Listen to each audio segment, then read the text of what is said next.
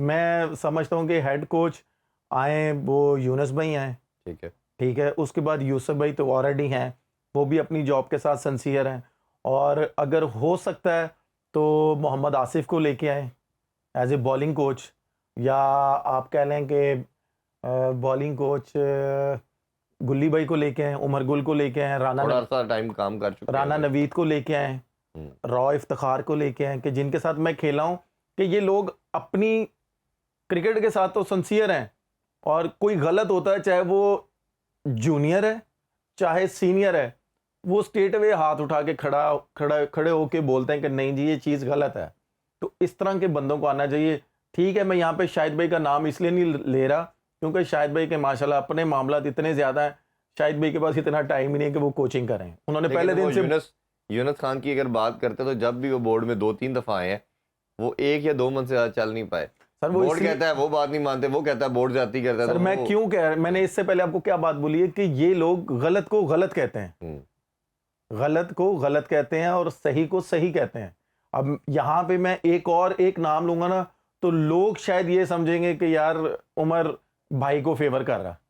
अब आप मुझे ये बताएं कि कामरान अकमल जब एज ए चीफ सिलेक्टर आए थे, उस कमेटी में आए थे, तो उनको क्यों बाहर किया गया, क्यों उनका कॉन्ट्रैक्ट खत्म किया गया? आप मुझे बता दें कि यार अगर आपने उसको वहां पे नहीं रखना था, उसकी इतनी सर्विस है, मैं ये नहीं कह रहा कि वो मेरा भाई है, ठीक है। अगर मोइन भाई बिजी हैं, राशिद भाई बिजी हैं,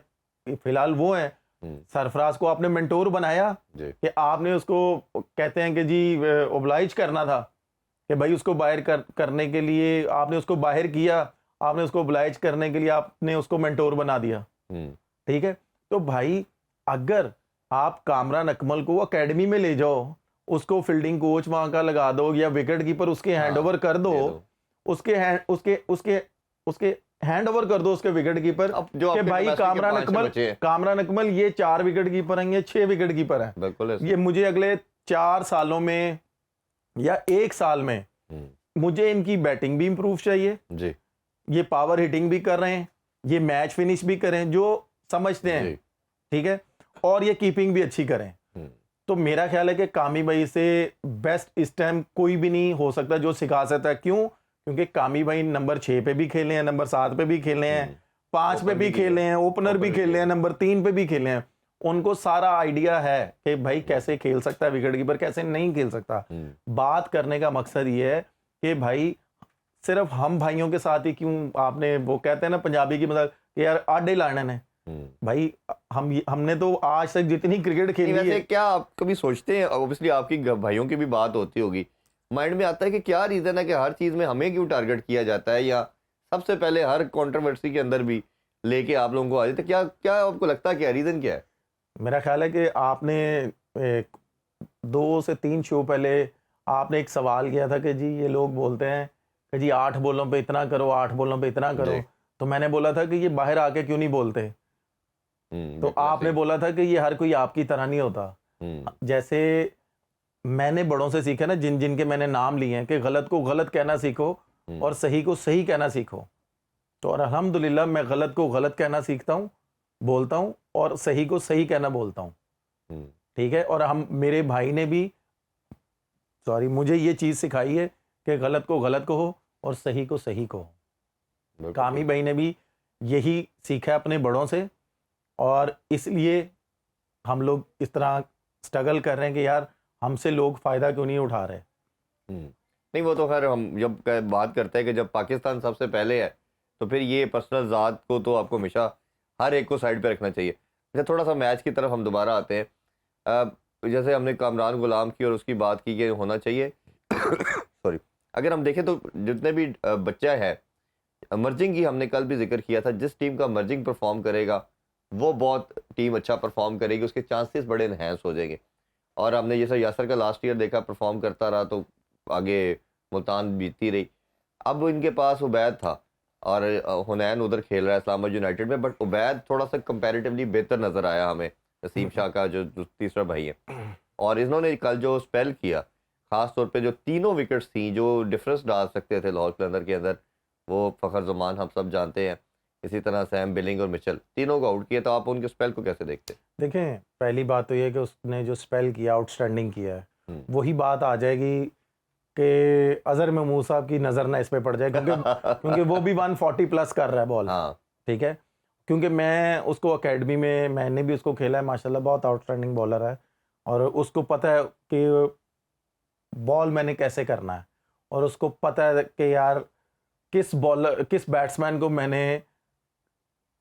ट्रैप करना है, कि यार मैं अगर इसको ये वाला बॉल करूंगा तो इसने अगर मुझे पकड़ लिया तो मैंने अगला बॉल इसको कैसे करना है, जो कि कल के मैच में नजर आया जी। कि अगर उसको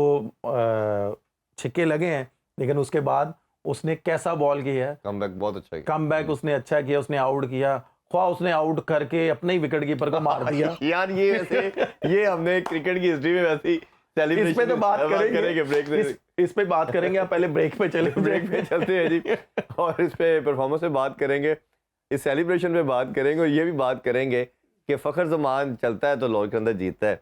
फखर जमान नहीं चलते तो उसके बाद लाहौर के अंदर भी नहीं चलता। हमारे साथ रहिए, ब्रेक से वापस आके इस पे बात करेंगे। Welcome back in sports on, आप देख रहे हैं PSL स्पेशल ट्रांसमिशन। उमर भाई, ब्रेक से पहले जो हमने बात की, ये फ़खर ज़मान का चलना लाहौर के अंदर के लिए हमेशा बेनिफिशियल होता है, नहीं चलते चाहे पहले बैटिंग करते हैं या चेस करते हैं, ये कोलैप्स कर देते, इतना इंपॉर्टेंट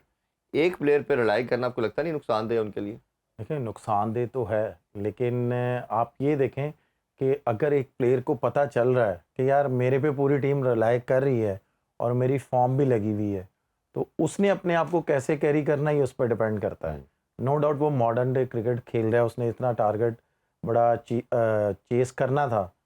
तो उसके साथ बड़ी जो अच्छी खेलने, फॉर्म में नजर आ रहे थे। मैं वही बता रहा हूँ, बड़े अच्छे टच में नज़र आ रहा है, और उसके साथ जो खेल रहे हैं,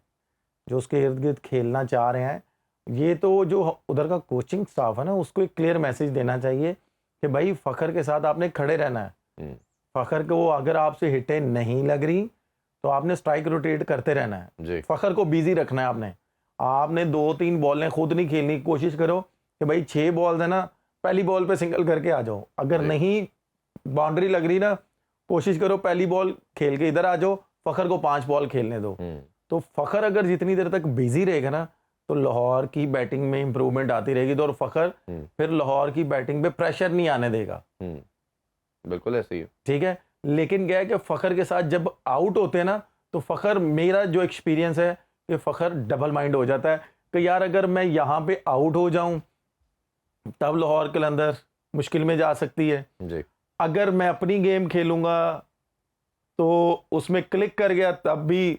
सही है, ना क्लिक गया तो पूरा मैच मेरे पे भी पड़ सकता है, तो वो डबल माइंड हो जाता है। मेरा ख्याल है कि जो मैंने पहले कहा ना कि फ़खर को बिजी रखना है, जो उसके साथ ओपनर है ना,